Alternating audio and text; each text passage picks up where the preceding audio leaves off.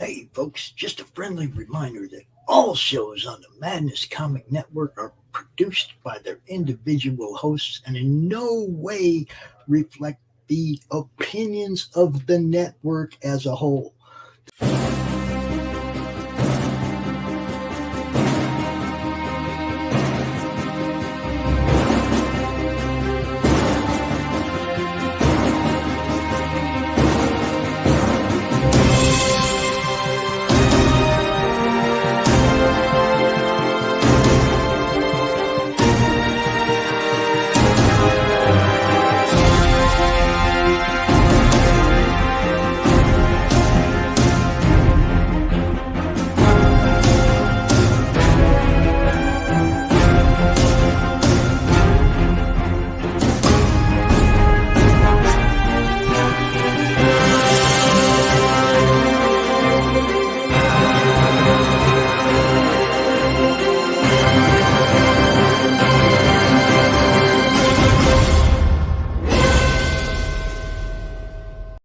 The future. The final frontier.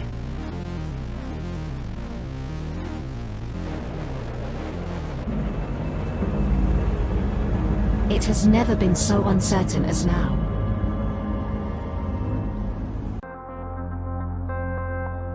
AI, VR, haptic wear, nanotechnology, mass destruction with a remote click.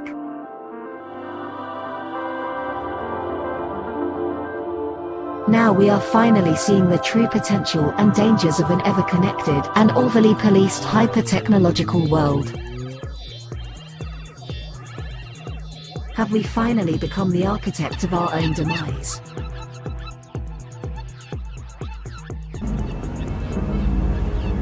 Is there still hope?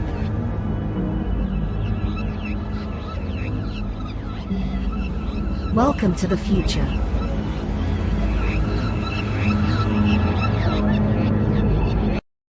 Welcome to Punk Droid.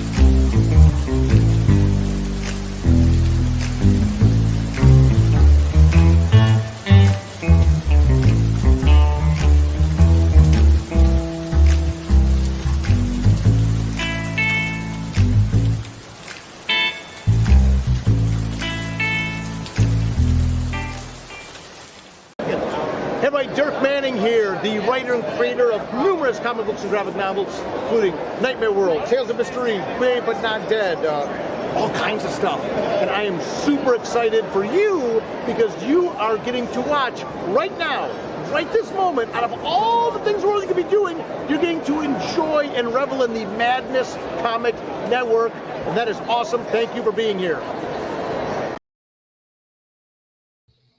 Yeah, thank you for being here. I'm going to bring in Charles. He's going to be your host until Les gets here. Les is having technical difficulties. So, y'all guys, Charles. Yes, we also have somebody else waiting in the wings, a guest today. David is his name. and he's a writer of fantasy books.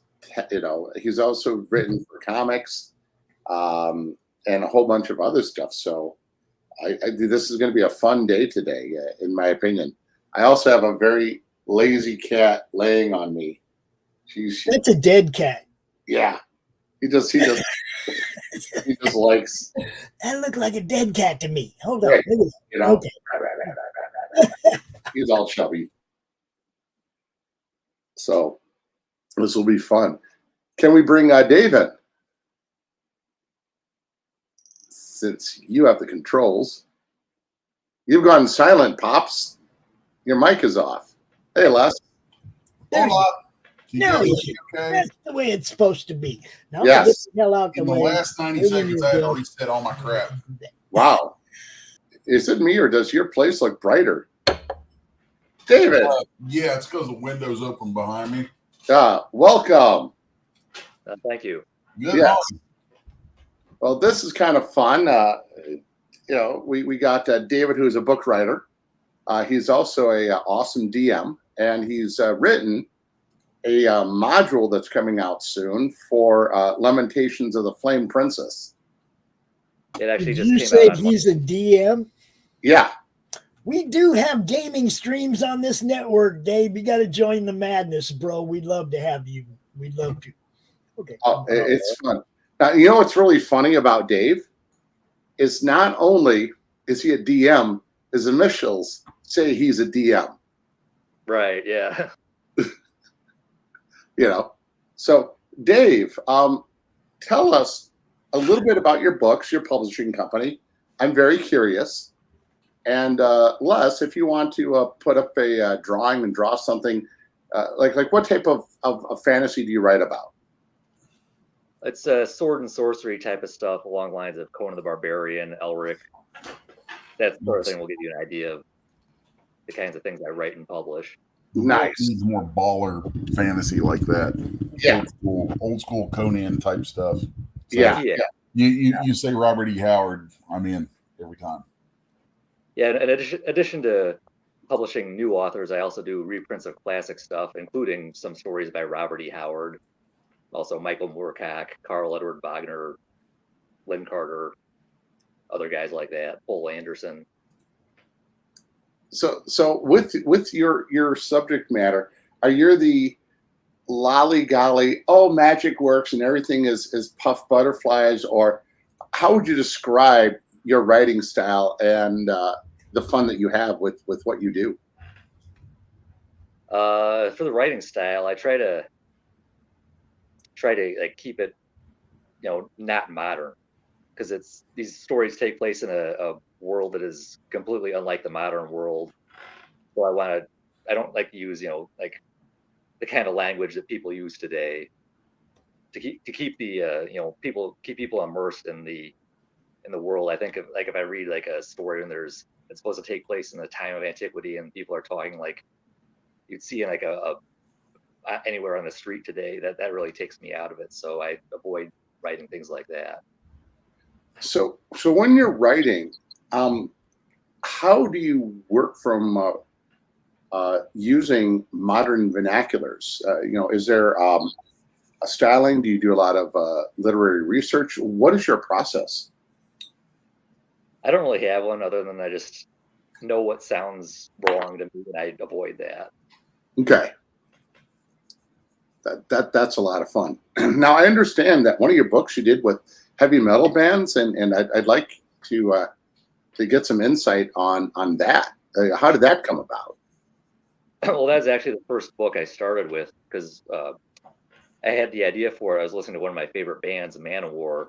I was thinking about the lyrics of the song "Dark Avenger" and how it's like would make a great sword and sorcery story, like the kind I like to read. And I thought, I wonder if they'd ever written a story like that, and maybe think about other bands if they've done it too. Because if they're writing lyrics about these kind of things, why not write stories? And there were actually a few bands I knew, like Balsagoth and Manila Road, where they said they'd written stories but hadn't had them published. And I thought, well, somebody should publish them. Why not me?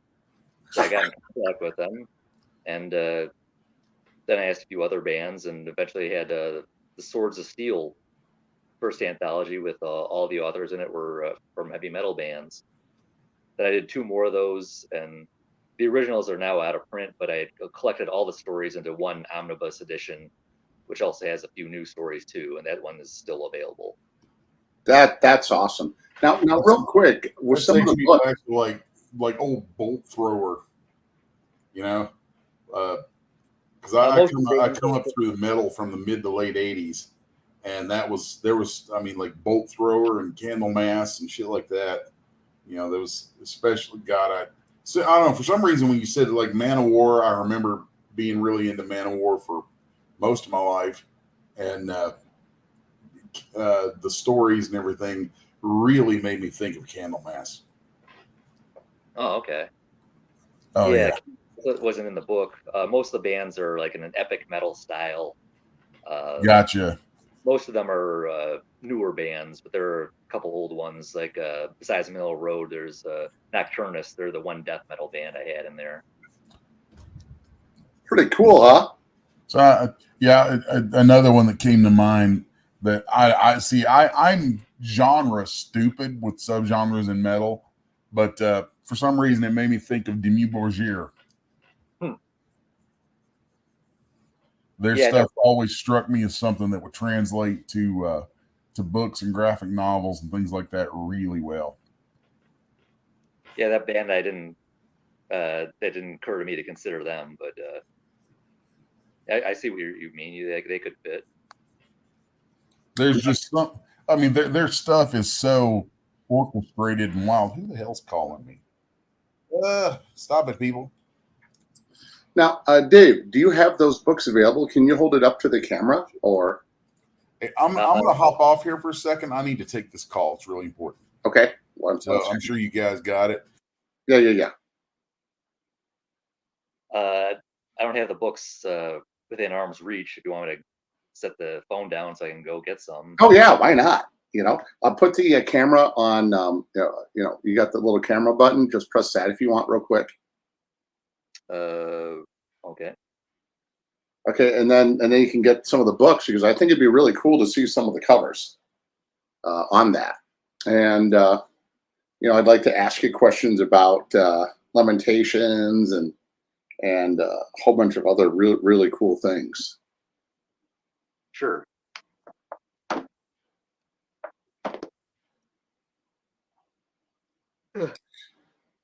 So, meanwhile, I've been traveling the country. Part of why I couldn't be on last week was I ended up when I was in Boston, I had a weird smell like rotted clams in my nose. I was like, where's that coming from? And it was coming from the inside of my head. I realized, oh gosh, I've reacted to something, which I usually do in Boston, and then got very sick. No COVID, but it was postnasal drip, and it destroyed my larynx. And I was like this for a while. It was just terrible. So it wasn't conducive.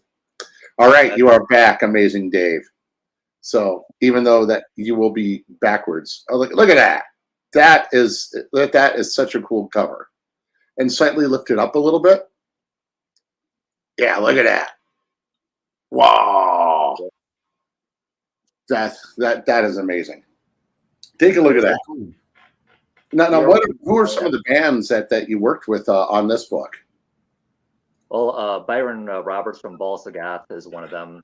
The artist who did this cover his name is Martin Hanford. He did a lot of album covers for Balsagoth. Nice. Yeah, so that's how I was able to get him. Oh shit! Sorry. Excellent. There's mass chaos going on over here. Oh my gosh, that sounds unusual for you. Okay, you don't have to hold it up if you don't want to. Well, let me show you the back cover, because this is a depiction of Mark Shelton from Manila Road, and who's also in the book. Okay, that is so cool. Nice. Yeah.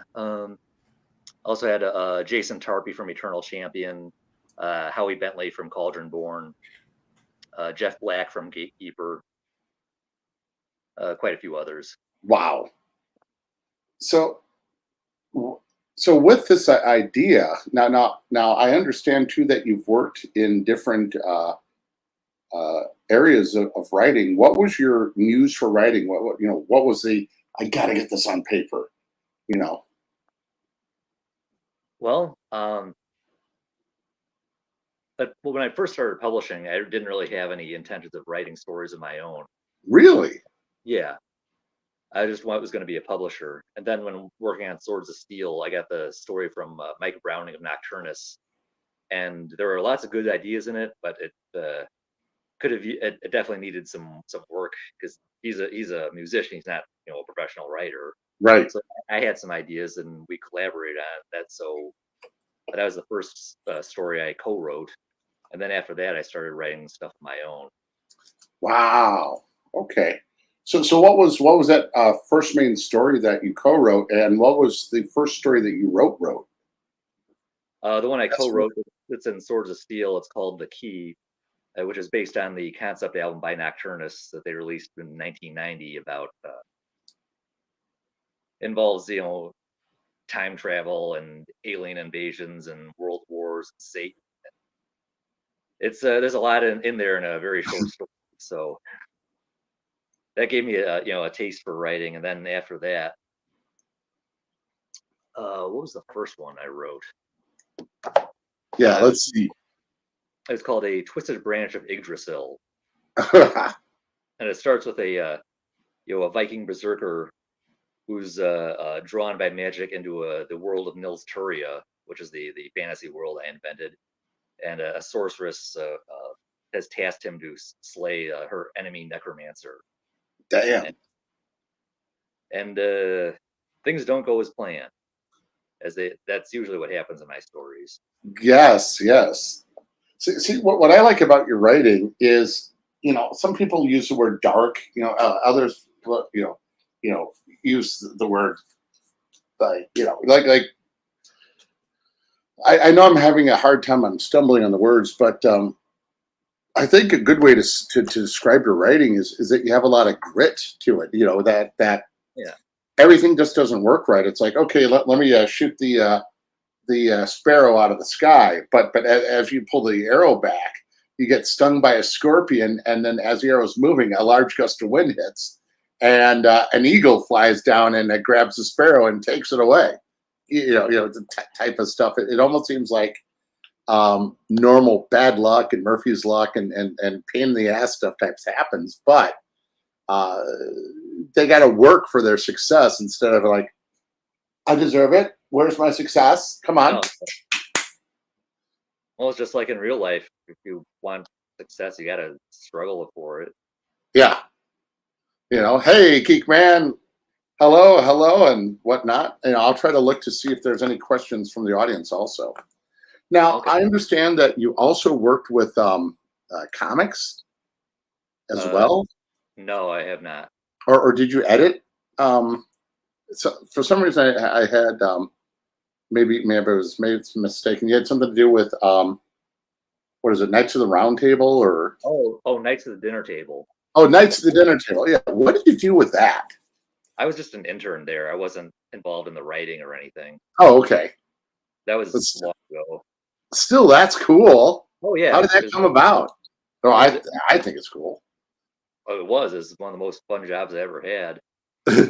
I just saw they just had an ad in their magazine, said they needed an intern. I thought, yeah, I'd like to do that, and so I got hired, and it was there's nothing glamorous, but some of the stuff was like, a lot of like proofreading or, basic tasks like that. One of the fun things was they were turning the Knights of the Dinner Table comic into the Hackmaster role-playing game.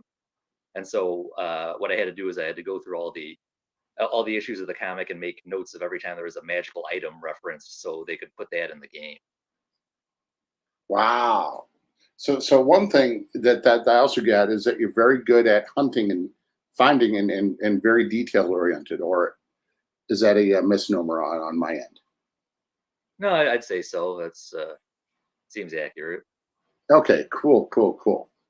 So after now with the interning for Knights of the Round, Table. Oh, Knights of the Tables. Sorry, Knights of the Round Table. Knights of the Dinner Table. Oh, Knights of the Dinner Table. You know. Okay, get that right, host.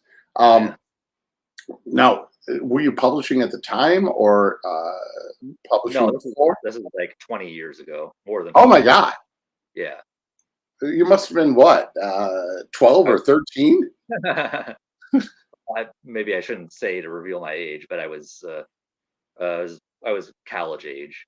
Okay, that's pretty cool. That's pretty cool. Yeah.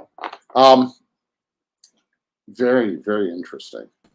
So what are some of the? How did you get involved with working on Lamentations of the Flame Princess? And can you describe that as a game system? And how is that different than normal systems? And then Les, feel free to jump in if you want to talk about anything you know about Lamentations of the Flame Princess, positive, negatives. I mean, I've heard scuttlebutt right and left. I know nothing about it. I'm trying to find a good layout on here so I can keep my drawing up and not completely bomb everybody with it. Yeah. Oh, that's fine. I know nothing about it because I know nothing about most things going on out there because I'm usually too damn busy drawing stuff. Yeah. Which, yeah, that's like a thing. Like, I'm actually starting to wonder if I'm going to be able to keep doing the stream. I'm actually seriously considering, Charles, if you want to take it, handing it off to you, because every time I get on here, it seems like I end up having to step away for something, or there's some crap happening. Right. It's just, you know, like there's a lot of crap going on that's yeah, I understand, hard to deal with. So yeah. But to get back to Dave, so Dave, talk to us about Lamentations. Yep. Okay.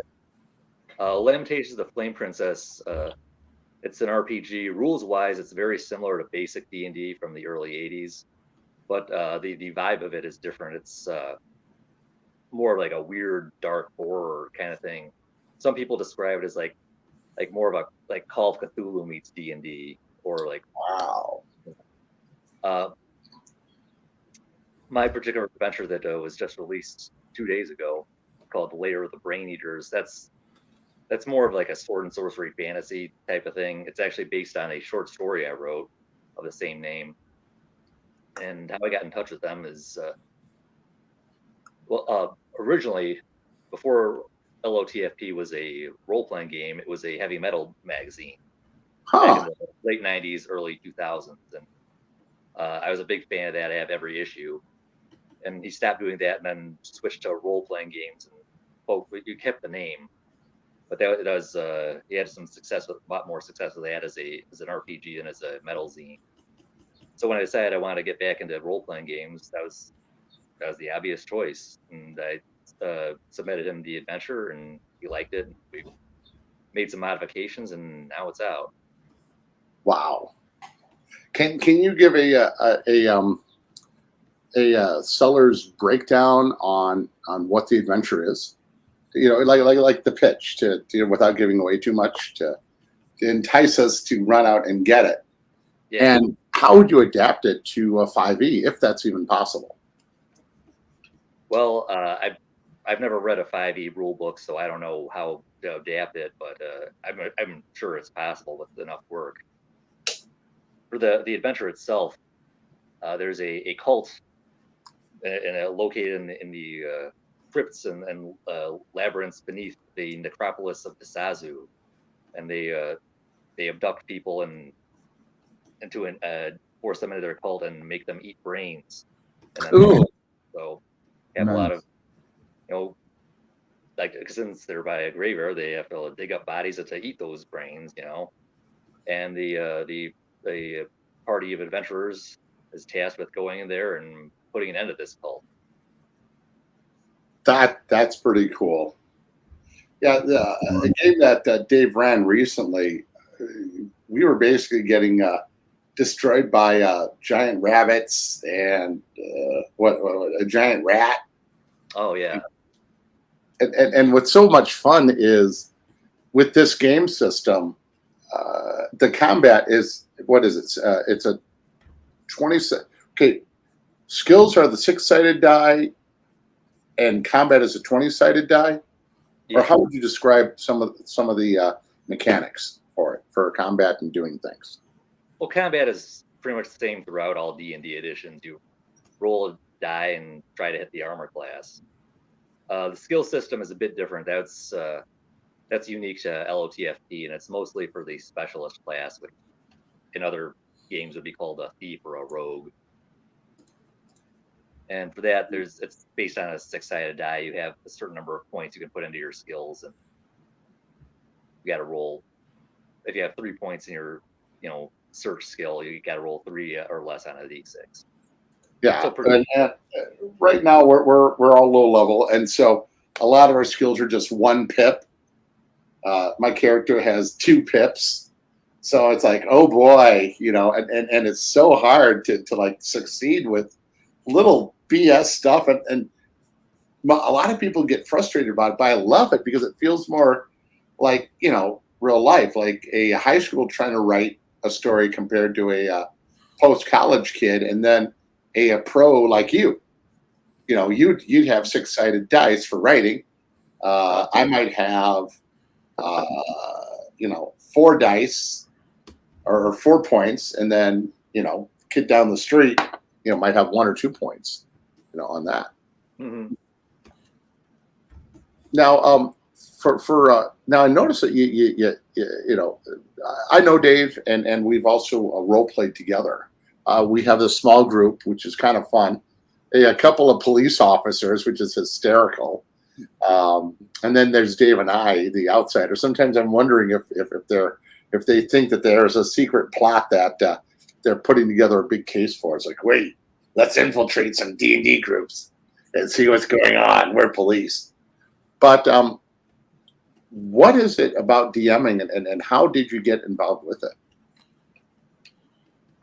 Well, I first started playing D&D back when I was like 13, and back then I didn't really have any interest in DMing.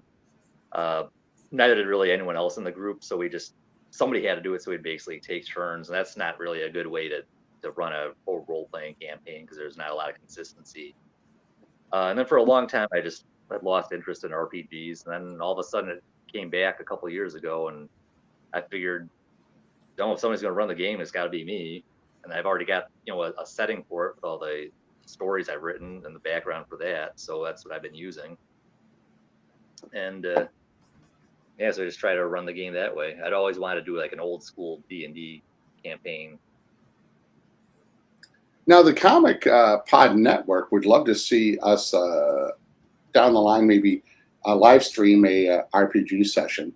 But can you talk about some of the artists that you've used for your covers, and if you're able to show other covers, other books? Like, you even have a controversial one with a lion for some reason.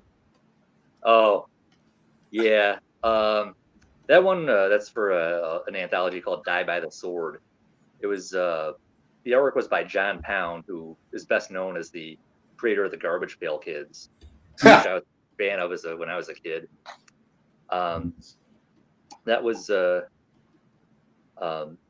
piece of artwork he did like in 1980 with there's a warrior with a lion's head and a sword, and there's like a topless woman handing him the sword. It's some of the symbols on the sword and shield he had were some people would be upset about them today, and so we had to edit some of those out. Oh, that's annoying. Do you have a copy of that cover you could show? Yeah, hold on a second. All right. Excellent. Yeah, see, what's really I find fascinating, and part of why I have Dave here is, there's a lot of different aspects to comic books. And the one that many people forget is the writing. Without the writing, what does the artist have to go by? Now, the artist is a writer for himself. Right. Well, that's what I was about to say. Unless if you're unique and you have those writing skills, there are a lot of artists who I've dealt with who don't have creativity, as in creating a character or creating a story. They just something's missing.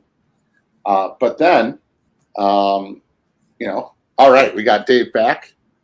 Let's see this. It's going to be so cool. So here's let me try to get this on here. Here we go. Yeah, Die by the Sword. Look at that. And you can see the topless woman there. Nobody really complained about that. Well, one person did. Yeah. But the symbol on the shield, there's an iron cross and an eagle. And that was, now some people think that might be representative of white supremacy or something. So we edited those out for the current cover. That's annoying. I'm fortunate one of those. Never bow to the complainers. Just do your thing, bro. You're a writer. Just do your thing. Never bow. Never kneel. Never apologize. None of that. Just be you. The problem was one of the people complaining was one of the authors in the collection. He said if I didn't change it, he would want me to remove his story from it. So I'd have to edit it one way or kind the of other. a different case. Yeah. I still probably would have told him to hike it, but that's me. I'm just saying, never bow, never. It would be less work to change the cover than to take out the story. So right, I did it that way. The thing that I find interesting is, and this gets into more of a philosophical thing, is sometimes we have ideologies within. And the ideologies from within will control our behavior. And thus you have guilt, and you might not do something because you feel guilty about it. But with the current society, they've worked to remove guilt. And the only stopgap is, quote, shame. So all this group of people will work together and say, hey, we're going to shame you to behave this way. But if you have guilt, that conflicts with shame, saying, no, I already have these set of values.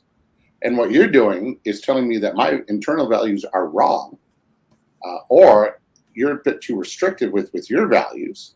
So then there may be pushback. And then all of a sudden, boom, you start to get a shameless society of one group who's who's saying, hey, let's all gang up on this one individual. And another group. I would disagree with that in maybe a certain way. Okay. I don't think that we have a shameless society. I think we have a society with different factions vying for what deserves shame. Interesting. Well, doesn't that then make it shameless because there's a power? Well, it's only shameless from your perspective. Okay. So there's no for anymore. I mean, as was stated so boldly in the classic song from Pandera, is there no standard anymore? So, yeah, it just seems to me like that. Like it's that we're in a time where you have factions who don't even have whose standards and systems of standards are so divergent from each other. Like the American society that I dream of, that I think we kind of had in the 90s, was one where you could have divergence to a large degree, but it was all generally in this similar sort of direction. Like it was all probably, you could have 80% divergence. It's like, I think that's kind of my point, is we've pushed things to a point where it's like, okay, we have reached the maximum level of acceptable divergence in society, to the point where the people at one end of that divergence and the people at the other end of that divergence are so opposed. I can't use both hands, but so if you think of it as a wedge, right? Well, the outer angles of that wedge are being pushed to such a degree that the backside of that wedge is now flat.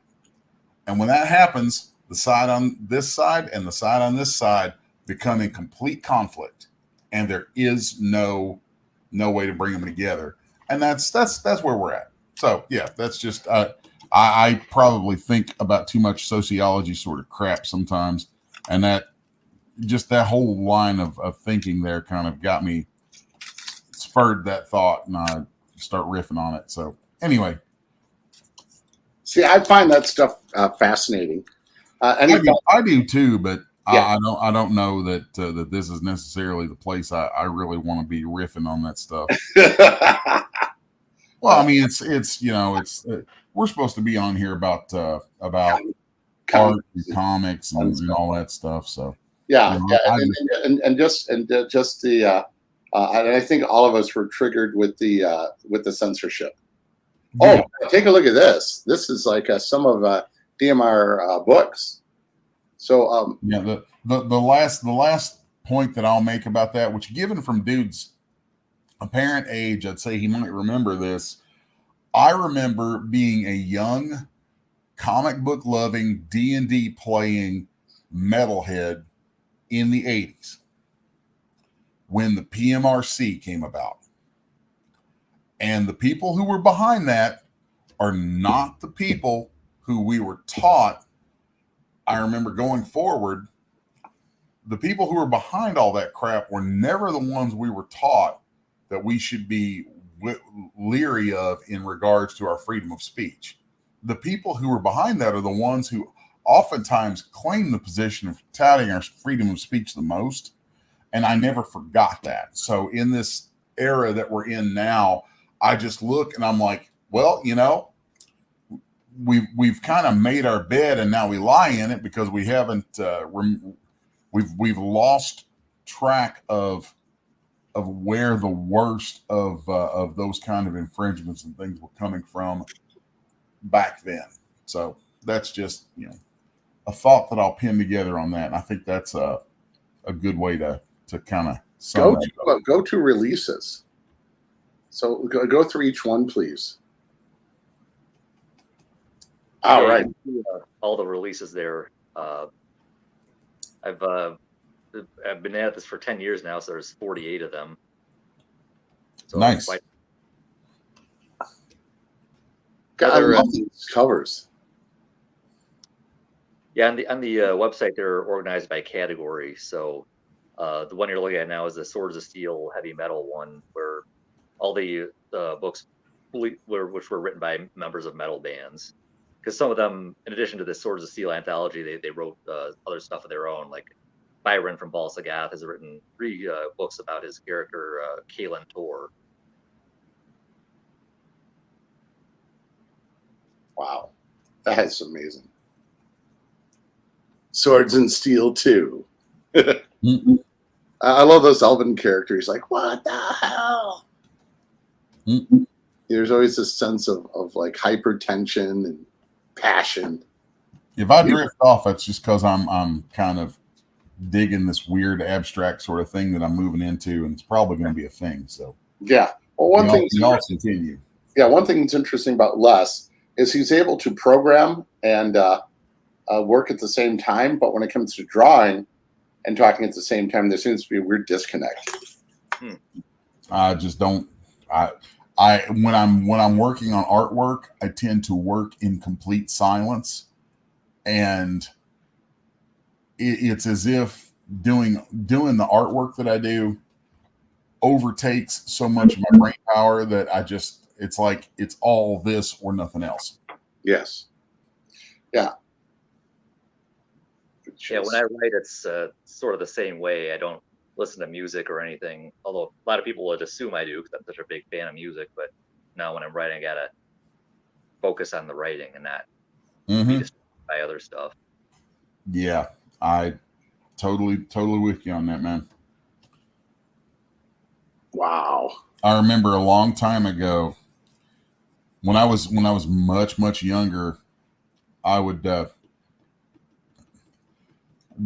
I would work with music going, and I know for a fact that I was nowhere near as productive.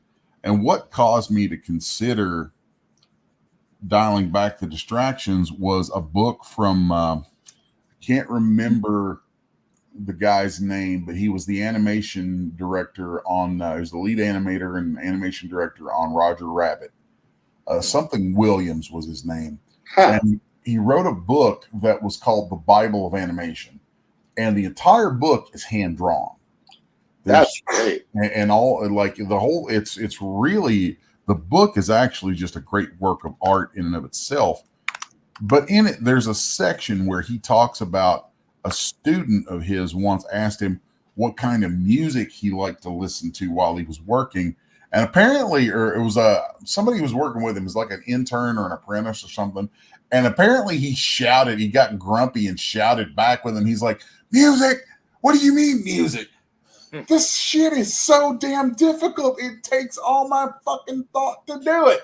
How can I possibly listen to something while I'm doing this? He's like, are you freaking crazy? Now leave me alone so I can work. And it was in the book kind of like that. And I remember reading that back when I was doing a lot of animation work. And I was like, huh, that makes sense. And so I just gave it a try, like just killing the distractions. And I would say I increased my overall productivity by a good 300%. Wow. So I was like, oh, well, yeah. I mean, because I'm very metrics oriented. I'm always looking at what I can do, how much I can do, and gauging the metrics of what I'm accomplishing. And when I saw those actual metrics, you know, in my notes and things, I was just like, oh, okay. So the moral of this story is leave me the hell alone. Yeah, I get interrupted every 10 to 15 minutes, so it's very difficult to get our work done in my house. Oh yeah, yeah. Your lifestyle there at home would, I would have probably. Well, I can't say anything I would have done in that case other than, well, probably. Yeah. I'd probably live under a bridge first. Yeah, yeah. But now the convention schedule. Let's check that out. There's not too many on the schedule right now, but there's a few coming up. All right, so all of these are local ones, which will be nice. Yeah, I think the next one is Anime Midwest, which is the 4th of July weekend in Rosemont, Illinois. No, probably one of the biggest conventions I've been to so far. So we'll see how that goes. And I'm excited because I'm going to be doing a live reading of one of my stories at a panel there. So that'll be excellent. That's cool. Now, I'm very naive when it comes to metal music, but Les has some more information. Can you take over a little bit and ask him about what he likes about metal and things like that? Well, asking somebody what do you like about metal is like asking somebody what do you like about chocolate ice cream when you're looking at Baskin Robbins and a whole wall of flavors. Or when you're eating vanilla vanilla bean ice cream, looking at a hot babe in Daisy Duke shorts. Oh God, I don't know. So that a hot babe in Daisy Duke shorts is eating the ice cream. What like on the music side, man, what kind of stuff did you come up with? Like what was your gateway into the heavier into music? Well, it's kind of funny. The first metal album I ever bought was Psalm 69 by Ministry. Oh hell yeah! I don't think you're going to hear too many people say that was how they got into metal, but well, I mean, to me, and I got it, and I still love it. That's actually kind of interesting to me because until I had a stroke, I've been a guitar player like all my life. You can see the damn things hanging there, and I've been in a lot of different bands and shit like that. And I kind of went from the metal of my youth, kind of got pulled via the interest in like the Misfits and the Cult.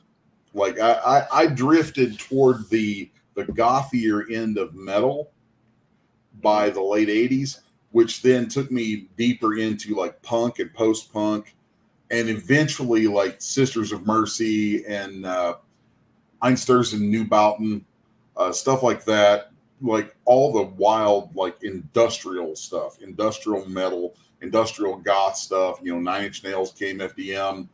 A Chicago native band who I love was Sister Machine Gun. Oh yeah, I remember. Chris Randall was a bad motherfucker. That guy, like I think one of the 2 times I was ever in Chicago before I met Charles was actually to go up there and see Sister Machine Gun play at this tiny ass little club. It was a hoot. But so you know, when you say Ministry Psalm 69, I'm like, oh, dude, you started out right where I kind of ended up, and I didn't really find my way back to more traditional metal until probably the 2010s. Oh, really? Yeah, because well, I was very disillusioned with most of them. Okay, I lived through. I'm guessing I'm about 10, 15 years older than you. Probably, yeah. So like my formative years were suffering through the days of hair metal. Yeah. And there's so much attached to that in the history of the music that is just crazy to me sometimes to look back on. There are bands who I love who some people call hair metal, and I'm like, no, that was not hair metal. That was their marketing and producers forcing them to do this to try and sell more albums. Like The Cult. I love The Cult. Oh yeah. And they had, you know, they had a period there where they were getting booed off stages opening for Metallica. And I'm like, why are you people booing The Cult? They're like heavy as hell. There's, you know, I mean, they started out, their original name was Southern Death Cult. Oh, that's awesome. So, you know, The Cult, Danzig. I always loved that sludgy, bluesy stuff. You familiar with a band called St. Vitus? Yeah. I haven't heard much, but I know who they are. That kind of stuff was really, I love that shit. So, and then of course, you know, with 9 Inch Nails kind of changed it for everybody. 9 Inch Nails and Ministry specifically. So, and you like Psalm 69, I was like, I fell in love with Ministry. If you went back and listened to let's see, I'm trying to remember the albums. There was The Mind is a Terrible Thing to Taste. That was great. But have you ever listened to the first Ministry album? Oh yeah. Oh God. I mean, when I was like, I'm going to pretend I didn't hear that. I love the song "Every Day Is Halloween." Mm-hmm. I openly confess, I'm like, okay, that song's actually really good in spite of how terrible it sounds. I mean, because I just like the lyrics. And I've gotten to see Ministry a bunch of times through the years. And at some of the shows I've seen, he still performed that song, but in the style that he does now. And dude, updated was like, thanks, Al. Have you gone to a lot of band showings? Me? Yeah. I've been to plenty of concerts. The last time I saw Ministry, they did an acoustic version of Every Day is Halloween. Oh, that would be so... The idea of an acoustic anything from Ministry is weird as hell to me. Yeah. It was unexpected. I actually played that song in my cockpit when they used to have a BattleTech, and you could go in the giant robots and blow each other up. So just imagine you're in a robot and you're hearing dun dun dun dun dun dun dun dun dun dun dun dun. So I'm marching along and you know, it was just great blowing up everybody else. And then somebody was like, "What are you listening to?" And I told them, and then they all started trying it out, and it just seemed to make the BattleTech experience even more cool because the cadence of the weird click popping in the background worked perfect with the robots were walking. We would try to walk and sing to the music. The BattleTech music that I would pull up would be something like Fear Factory. Oh, that would be neat. Yeah, some Fear Factory. I remember in the late 90s, I fronted an industrial metal band and we would hang out in the studio sometimes. We had my best friend at the time was a producer of this thing, and he had a pretty nice studio, and we would hang out there and do sessions and whatever. And then afterwards, because his studio had more computers in it than anybody else we knew, we would co-opt all the studio computers to go LAN gaming Doom or Quake or Unreal. Oh my God. Be blaring Fear Factory while we were doing it, early Fear Factory. So that's good shit, man. But now you're the stuff you're doing with the books and all that is more on the, like when I think of storytelling in metal, I think of power metal. I think of the long line, the long lineage that comes from, I would say, really owes their background to Iron Maiden. Oh yeah. I mean, the bands I've worked with are highly influenced by Iron Maiden. Yeah. Like I think one that comes to mind for me nowadays is maybe Powerwolf. Oh, okay. Yeah. So, but then there's, God, dude, there's so much stuff you can get into with different genres of metal. So, what's amazing. I'm curious what your, like who all do you work with? I know you mentioned, see. Yeah, can you pull up that what part again of the other authors in showing some of the heavy metal people? Yeah. Let me look back through that because I was doodling while you were doing that. So yeah, Pops, can you pull that back up? I don't see it in the background here for me to pull up. Oh yeah, it was Pops who did that. Who was switching, I think. Yeah. Do you still have that shared? Well, that was Pops doing that. I can try to find a way to share it. So hold on.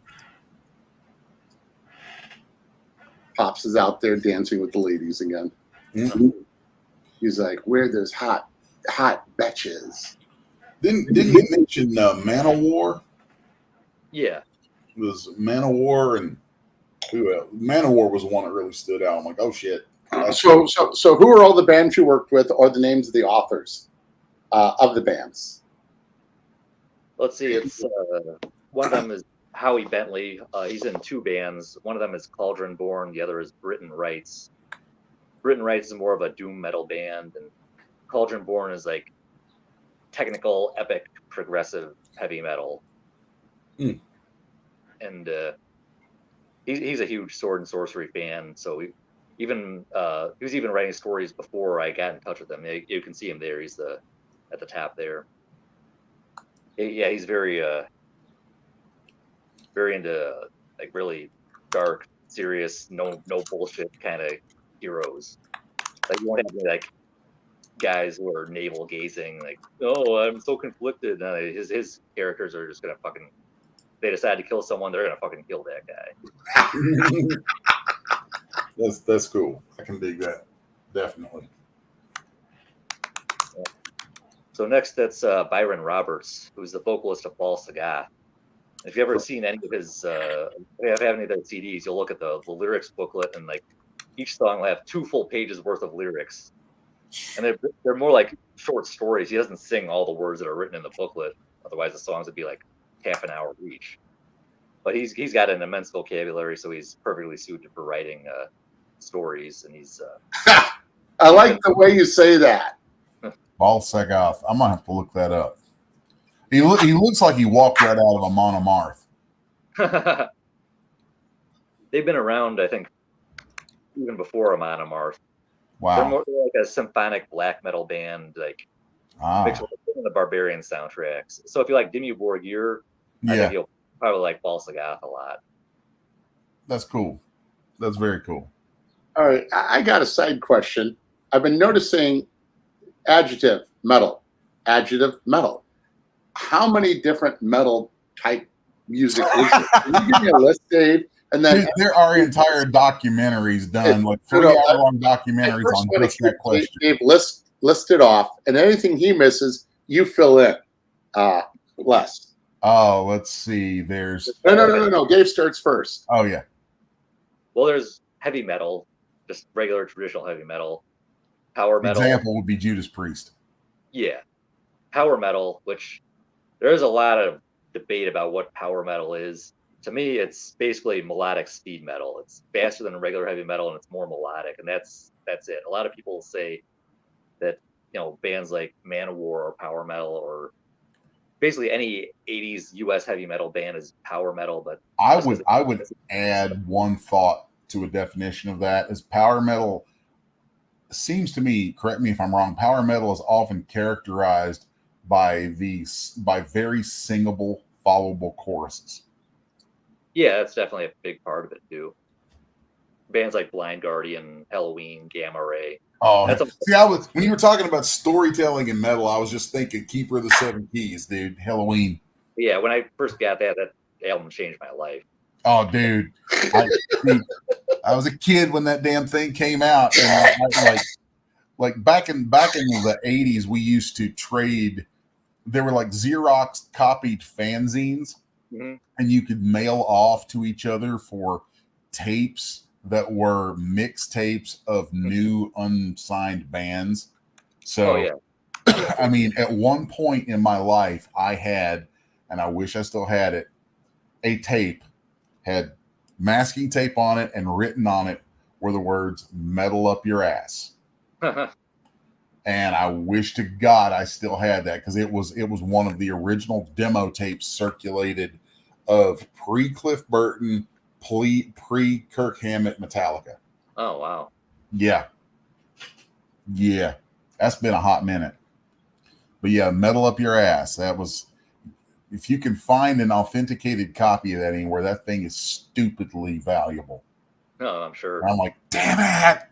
But I played mine until it broke, so. That's awesome. Got a lot of use out of it. Oh yeah, but yeah, so like there's power metal. Okay, go on. I want Dave to go first, and you fill in. Keep going. It's either thrash metal, which is faster, more aggressive, usually based around rhythms and not so much as melody. You know, bands like Metallica and Slayer. Megadeth. Yeah. One of my all-time favorites is Megadeth. I just love it. Then you've got death metal, which is even more brutal than thrash metal, and they've got guttural vocals and a lot more. Some of them are death metal bands that sing about bad horror movies and that sort of thing, and gore and violence. And I prefer the satanic death metal bands. Those are, for some reason, they just write better music. I think they're more. They oftentimes do. It's really interesting where that happens. Would you consider Celtic Frost part of that? They're really hard to classify. Yeah, I'm not sure to put them. I guess they're like more of a mix of thrash and black metal. Gotcha. Yeah, I could see that. There was somebody else that came to mind when you were saying that, and I'm trying to think. I lost it, because it's not very often I can have like intelligent conversations with somebody about the whole the whole spectrum of metal shit. So that's just not something I run into very often anymore. Yeah. Les is actually excited again. So yeah, that's a whole, probably one of the most exciting things to come about in media for me in like the last 20 years, even though it's stupid and I don't actually like the guy, was when Jack Black did that video game Brutal Legend. Oh. That game was so much fun, because the entire thing is built on nothing but what should be stupid heavy metal tropes, but they're done in such a, I don't know how to put it. It's like they're in a dimension that is all heavy metal stuff. Everything is metal related. All the characters are metal related. Like there's a character who looks like David Coverdale, who is this like big golden god heroic hero sort of thing. There's these demons who are, I'm like, oh, those are straight up out of Dimmu Borgir, or maybe Oh, I worked with the guy. Why can't I think of the name? Crap. British band, Nymphetamine. Cradle of Filth. Yeah, Cradle of Filth. I don't know why Cradle of Filth escaped me, because Danny from Cradle of Filth was a voiceover guy on an animation work that I did a long time ago. So, but yeah, there's all those kind of things that come together. So let's see, we've ticked off heavy metal, power metal, thrash metal. What about speed metal? That overlaps very greatly with thrash metal. There's not really a whole lot of bands I consider pure speed metal. I guess it's just like really fast, regular heavy metal.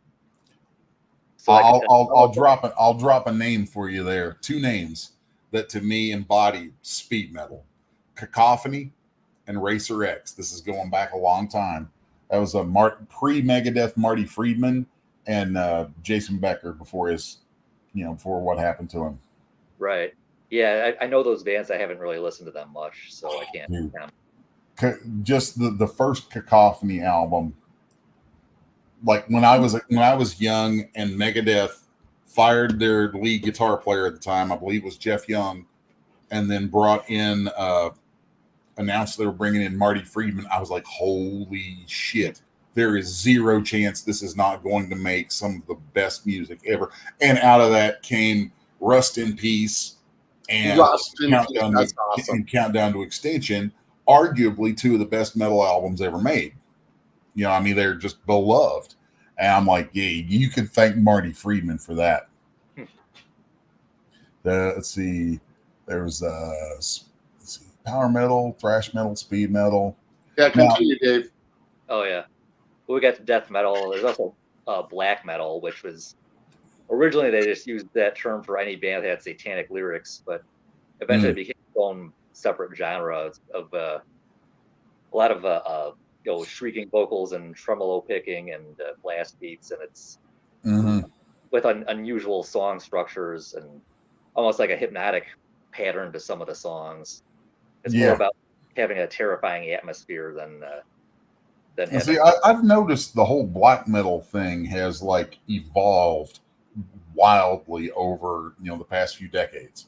Yeah, originally it was very minimalistic, and then it became there's a lot of extravagant bands now.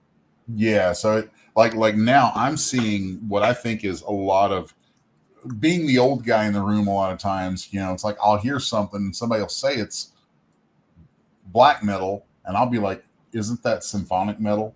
Or conversely, they'll say something is symphonic metal, and I'll be like, "But that sounds like black metal." And it's like between like symphonic, black metal, some doom metal.